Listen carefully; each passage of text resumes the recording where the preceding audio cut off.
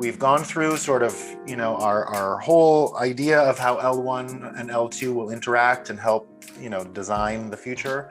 We've spent a bit of time now discussing optimistic rollups. So here's the other one that we've heard a lot about, the zk rollups, right? So it's not just about optimistic rollups, there is another part. So the next session is called 0 to 1. Will zk rollups change the game for Ethereum? And you can notice my Canadianism by calling it zk rollups. I noticed. zk rollups will change the game for Ethereum. Alvin, welcome.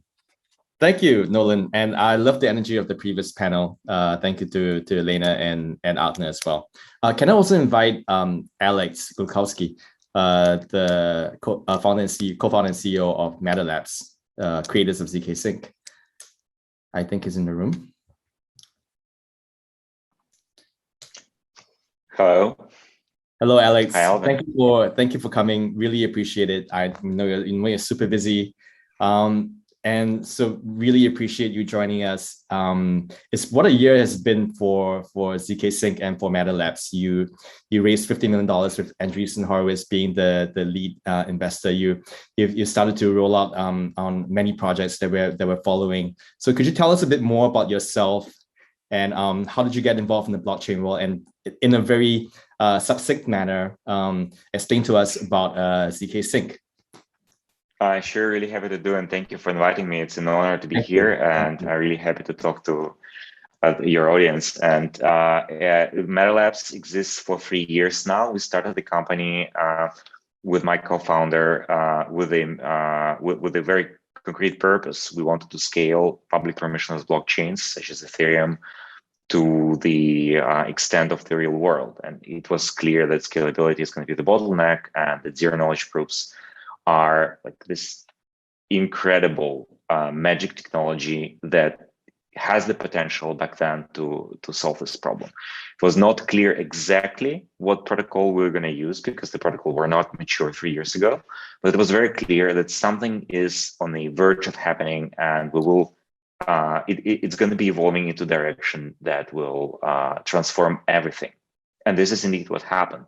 Over the last 3 years, there was an incredible race of advances in zero knowledge proof technology in cryptography in general, but specifically in the protocols that we use to scale Ethereum today. So I'm talking about SNARKs, STARKs, the succinct zero knowledge arguments of knowledge, or like the more correct name for them would be proofs of computational integrity, where we can prove execution of very large array of computations, which can be succinctly verified. Great. Earlier today we had Hasib, and he's also Dragonfly as one of the investors in zkSync, and he kind of explained the idea of zero knowledge rollups and optimistic rollups and the whole, and how the way he put it was, we are just at the beginning, round number 1, and like everything is evolving so quickly. It's really exciting times. So could you share with us what are some of the uses of zkSync today? I've been trying out some different projects that are using zkSync, but could you explain what excites you right now today about zkSync? What projects are using zkSync? I know I saw that Argent just integrated Gitcoin and so on and so forth. So I will start by explaining that we have zkSync version 1 currently live on mainnet, which you can only use for simple things like payments, trades, and minting NFTs. And this version is live for 1.5 years. It's been integrated into a bunch of payments protocols, starting from Golem payments to storage to others. It was used by Gitcoin for the most of the past rounds, and it's being used in the current round of Gitcoin grants. We indeed integrated with Argent, and Argent is about to launch the mobile L2 first wallet version of their wallet with close to 250,000 subscribed users who are waiting on the wait list to join this wallet. So it's growing a lot, where we have a lot of integrations now with infrastructure providers and with exchanges. The ramp has been integrated, and you can on-ramp directly from fiat into crypto and zkSync. And then with Argent, you will be able to use normal DeFi protocols. Just invest in Aave, put money into Compound, and so on and so on. But what we're most excited about is the version 2 of zkSync, which is currently still being prepared for the testnet launch. We are currently having a closed testnet with close set of partners, and this is where we're going to introduce EVM compatible smart contracts for zk in the context of zk rollups. So you will be able to take existing contracts, existing applications that are running on Ethereum on layer 1, and deploy them basically without modifications into a zk rollup. And you're going to have really, really interesting properties, which we can talk about. Great. That's super exciting.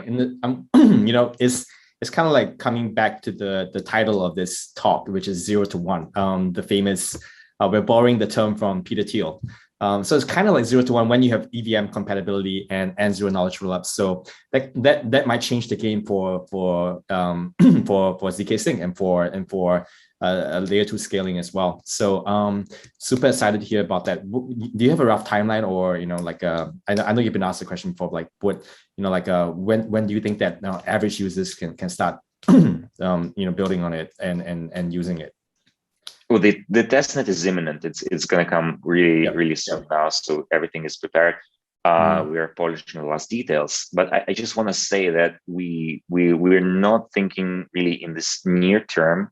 Everything we do at Meta Labs for zkSync, we start with the end goal in mind.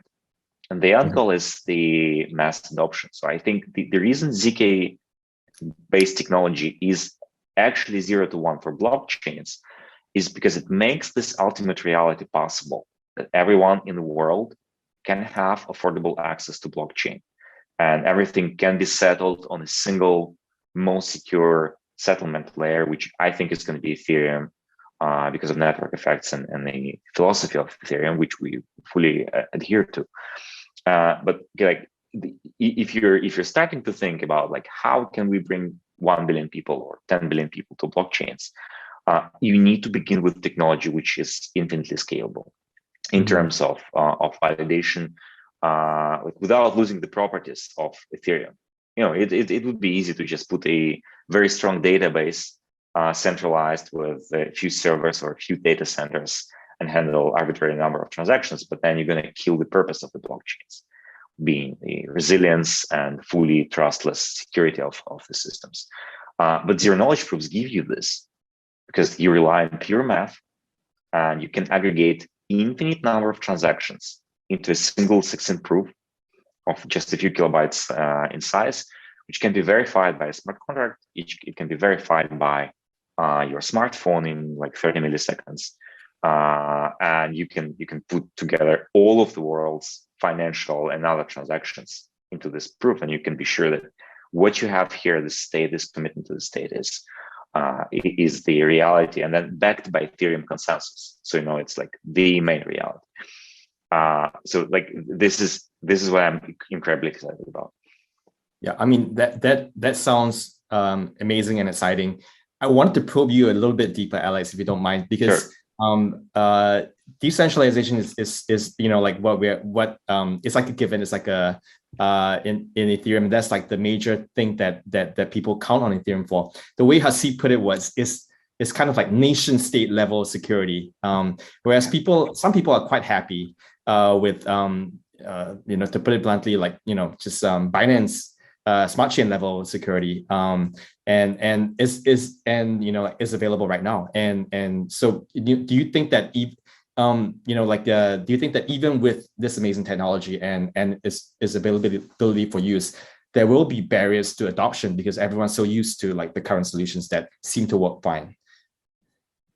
I think we'll see the UX so compelling on layer 2 that like for users, it will be like a very easy choice, just one click away to decide where they actually want to go. So you will be able to off-ramp directly from exchanges, on-ramp back to exchanges,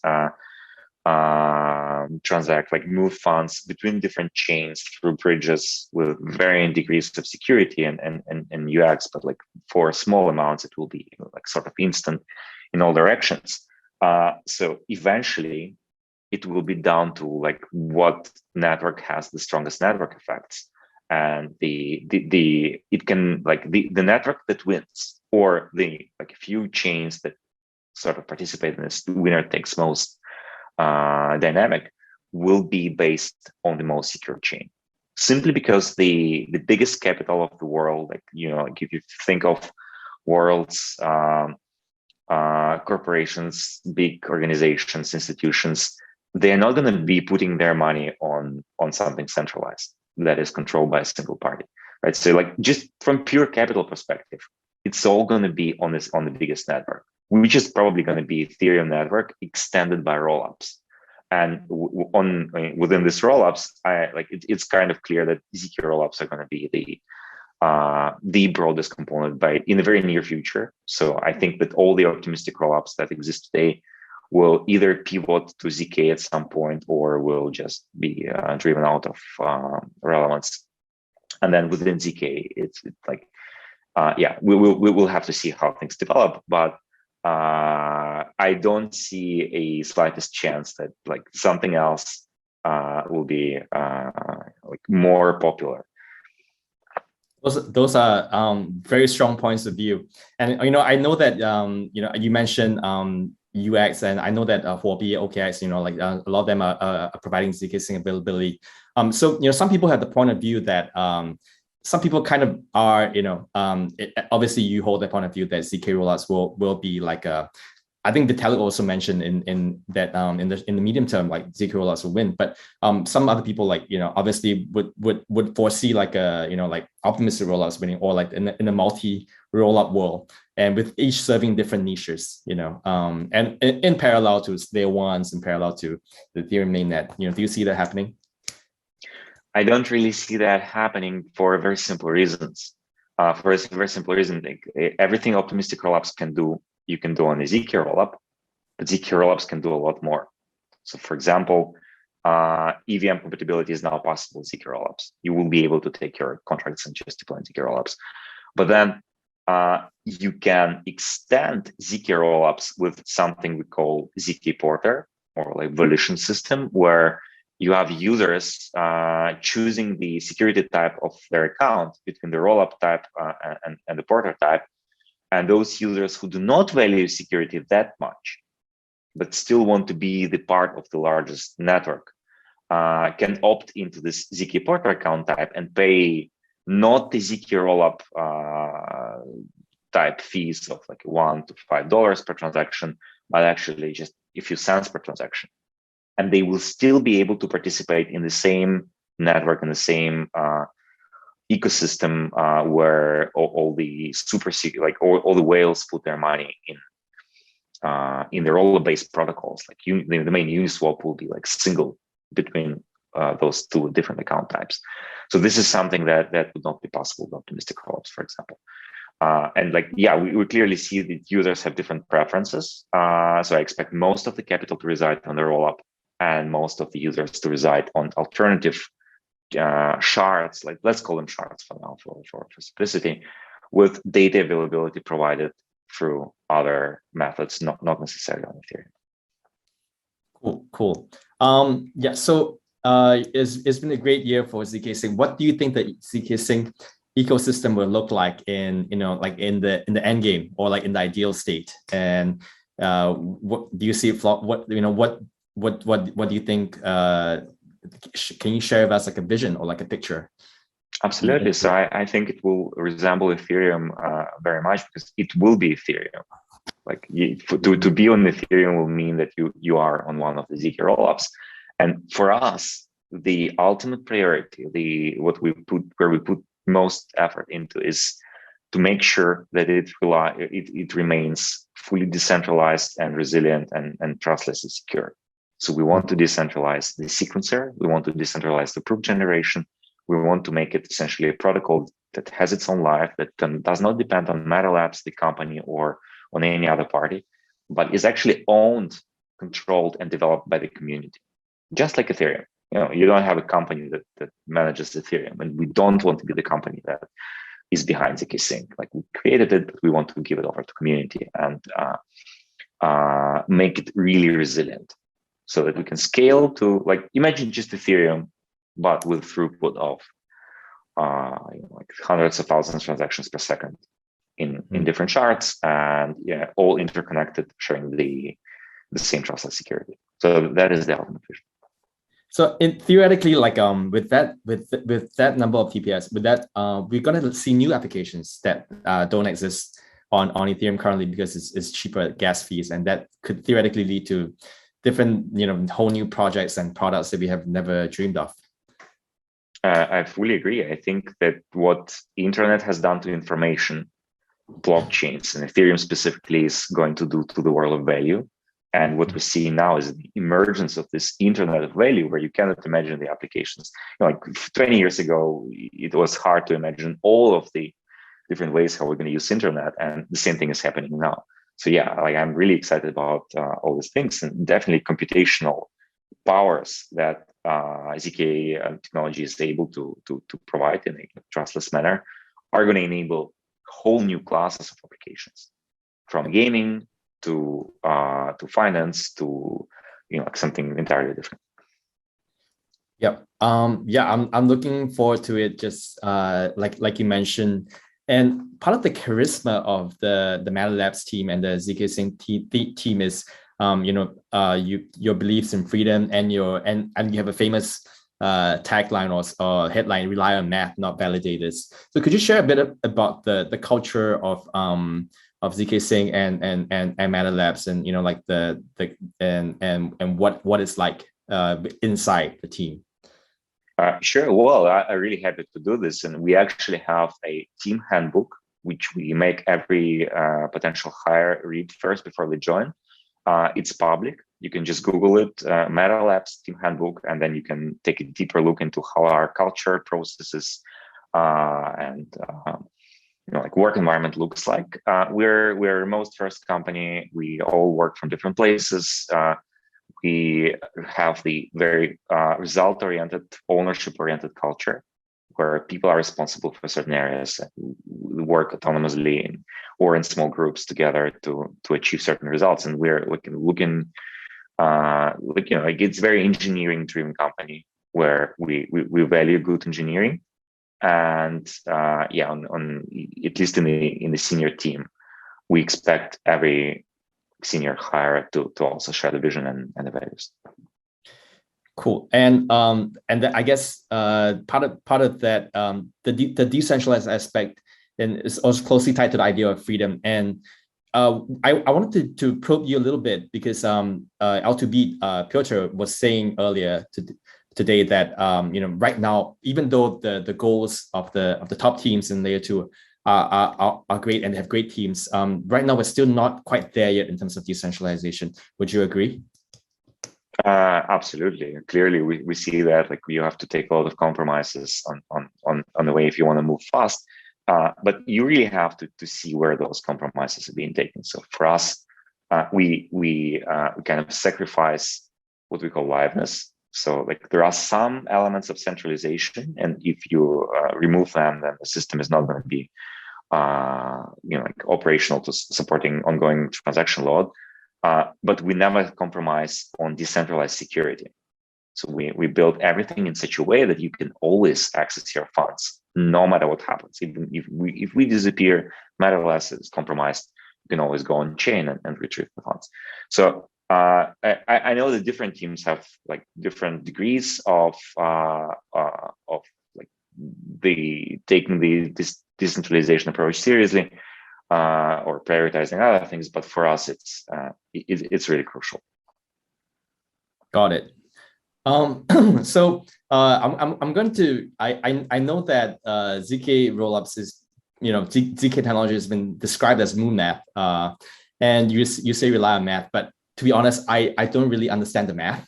So if you and I haven't had enough time to study it, so if you could give us a bit of an intuition of what the math is like, would that be possible to the kind of to the audience who are general interested members in the blockchain? Yeah, on the blockchain. For sure. Yeah, I can try to do it really quickly. So it's actually not as complicated as people think. It's like if you decompose the proof generation, or like how we construct zero knowledge proofs, how we build these trustless systems into simple steps, and you just follow every simple step from the previous one. At each step, if you have basic understanding of math, it's not going to be looking complicated to you. It just, we have many of those steps, and you really have to follow. You need to have like background and invest a lot of time to get it. And people who would be in a position to write good tutorials are currently all busy writing code and building the systems. But I'm sure that within a short period of time, we will see a lot of good popular explanations how it works. But in essence, which you're dealing with is polynomials. So you take your program, you represent the execution of the program as some numbers on an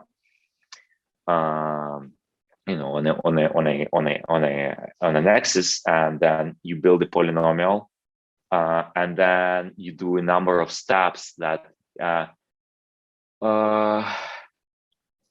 yeah, that's a really good question. Like it's a little hard to explain succinctly where the magic is coming from, but I can try to prepare for the next time.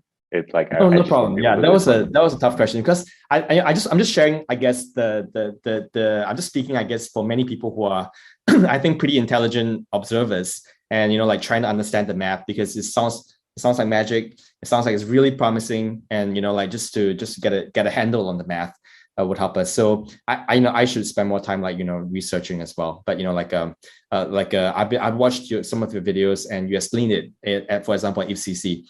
Just saying, I'm just trying to get a more intuitive understanding for a mass audience. So a lot of good things happening. What are some of the biggest challenges that you face in increasing adoption of zkSync? Like what things do you think about and try to overcome in terms of obstacles? Well, we're growing the team, and one of the difficulties for us is to keep growing the team at the pace, at the same pace as the interest of community is growing and the pressure on us to ship is growing.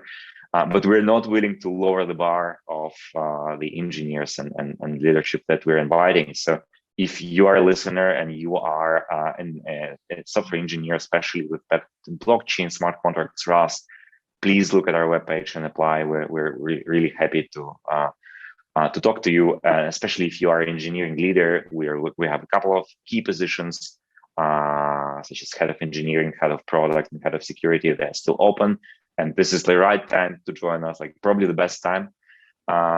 So please talk to us. All of that is advertised. So this is one big challenge. It's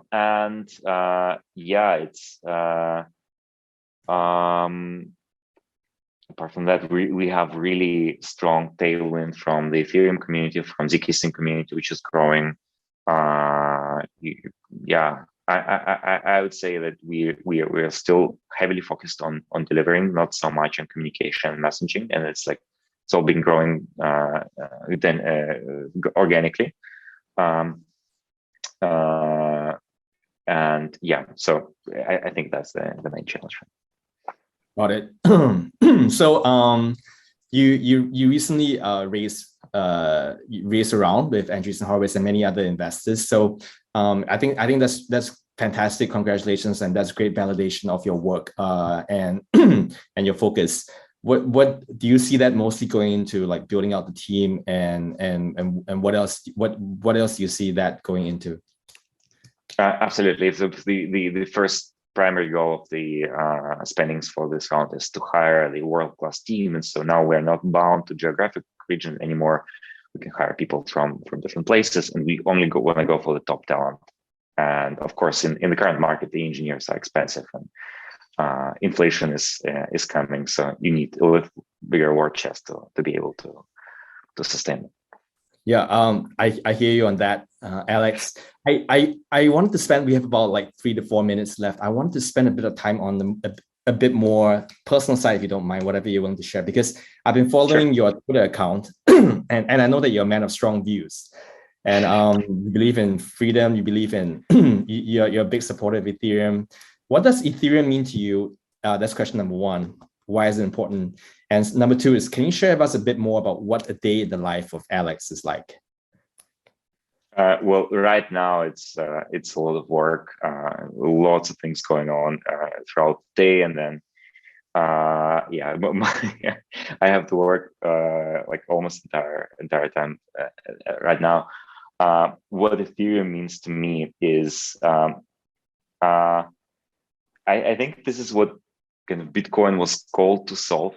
I learned about Bitcoin in 2014 or 13, late 13, and I thought it's gonna be this technology that finally gives us like technological ability to change the power structure of the society, to empower people, to give every individual more some some very tangible tools to protect their rights and protect their freedoms. But Bitcoin really does this only in a very narrow field with regard to money, sound money, like maybe store of value. Maybe it works, maybe not. But Ethereum extends it to like everything you do in digital economy. And we I could not have foreseen the rise of NFTs, for example. But like the more I think about it, the more incredible it looks to me, because you can represent you can use it as a social coordination mechanism in so many subtle ways. So like for me, Ethereum is a representation, is like the incarnation of this technological revolution of freedom, which is gonna put humanity much farther in on our evolution and progress. Yeah. Yeah, I love the kind of like the ideological and the vision behind. It's very clear from the communications. I guess we have a couple more minutes. If you have anything to add, and Nolan, I would jump in and just I was also, when I heard about the freedom piece, Alex, I went and checked the Twitter and I saw some good Scott Adams material there. I see you retweeted him just now, and so definitely a new resource for me. I followed you instantly. So anyone who's going to be tweeting about freedom stuff, I've definitely got time in my timeline for them. So great, thanks for making it here, and thanks for bringing that voice to Ethereum. I spend a lot of time with the Bitcoin community, and you don't need anyone to beat that drum around those guys. So that's always good to hear. And I'll just add one I guess frame that might be helpful for you. When you just mentioned, it was one of the last thoughts, you said you didn't see NFTs coming. I don't think there was any it wasn't a logical thing. The system I use is just looking for the human capital that is leaving established industries to go into crypto. So you saw it with the early developers, the cryptographers. They were like, yeah, sure, I'm going there right away, right? Because they were sick of being a side footnote in their businesses, and no one listened to them, and it didn't matter. That was just a thing. And then the traders start to come because they realize this thing is tradable. And so right away you get the Wall Street human capital. I saw Chad Cascarilla yesterday testifying in the US Congress. He was mining Bitcoins as a semi out of work hedge fund guy after the financial meltdown, right? He thought it was over at 10 cents Bitcoin because he was mining it out of his free electricity hedge fund office, right? So you get a lot of folks who did that. And then for me, the NFT piece, it was just, I saw artists leaving right when the CryptoKitties thing started. And I said, well, that's next. You know what I mean? We can do content, we can do an event because they're all there. So, look out for that if it's helpful for you at all. When you see the human capital peeling over, usually ready to go. So to me, it feels like the next wave could be maybe around science. Well, yeah, I mean, exactly. I'm a big believer in social tokens now, just because I start to see individuals seeing that it's obvious, right? And you can see people go over, and I continue to believe that the NFTs are a subcategory of social tokens. Not everyone agrees with that. I just think that once people start issuing social tokens and we see the scale, NFTs are going to be another thing that's released as part of, because I see with what Friends with Benefits did, FWB, and what the folks over with Whale Vault did, Whale Vault looks an awful lot like an exchange traded fund, right? Like if you you see the assets, you see what they're issuing, and all of a sudden, that's what hedge funds want to share, right? With LPs and stuff like that. It's not that different. It's access. It's all that kind of stuff. So yes, your instincts are correct as far as I can tell. You know. Yeah. So Alex, do you have anything else you wanted to add before to like the audience, you know, like both recorded and live audience about zkSync about Ethereum? Like any final words you want to share? So just want to repeat my appeal to people who are interested in supporting us to look at the jobs at Metal Labs, because we're hiring very actively, and we'll be really happy to talk to any folks who want to work on increasing quartz freedom and on these amazing technologies. Great. Thank you so much, Alex. It's been a pleasure, and thank you for your work.